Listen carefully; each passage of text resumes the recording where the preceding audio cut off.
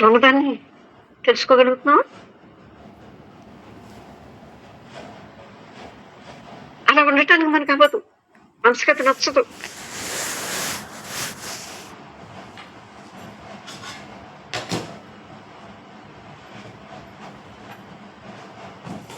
అందుకని మనం ఆలోచించేది, ధ్యానించేది తెలిసిన దాని గురించి. తెలిసింది ఎప్పుడు కాలంలో అంటే ఆలోచనే. అది కాలపు వలలో చిక్కుకుపోయింది. కాలపు వలలో చిక్కిన మనసు అది యథార్థ తత్వాన్ని ఎలా కనిపెడుతుంది?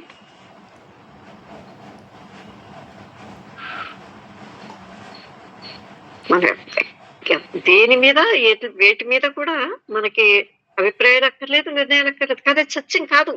సత్యం కాదని అదే సత్యాన్ని అది తెలుసుకోలేదు.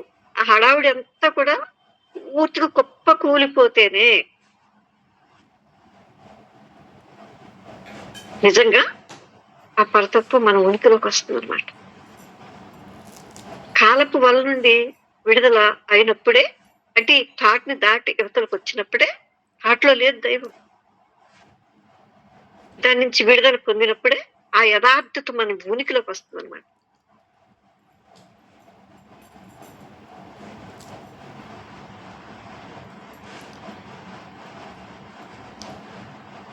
ఈ మనసుకి కల్పన అంతా ఆగిపోవాలి. అంటే మనసు పూర్తిగా నిశ్చలమైపోయి ఉండాలన్నమాట.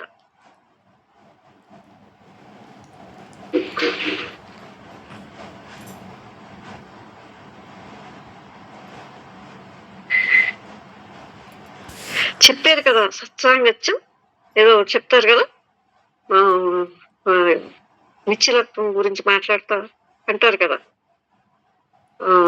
ఆ నిర్మల చిత్తం ఏదైతే ఉందో, ఆ నిశ్చలత ఏదైతే ఉందో అది పూర్తిగా దైవం ఏమిటో తెలుసుకోగలుగుతుంది అనమాట.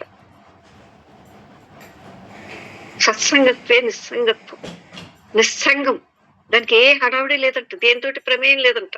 నిస్సంగత్వం, నిస్సంగం నిర్మోహంలోకి వెళ్తుంది. దేని ఎందుకు మోహం లేదు దానికి. ఇప్పుడు దేన్ని ఆశ్రయం చేసుకోవట్లేదు, ఏ హడావుడి లేదు, ఆ నిశ్చలత్వంలోకి వెళ్ళిపోతుంది అనమాట.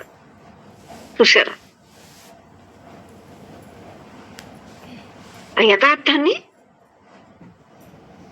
అది అక్కడ పూర్తిగా ఆ యథార్థం ఏమిటో, ఆ సత్యం ఏమిటో, ఆ దైవం ఏమిటో తెలుసుకుంటాం.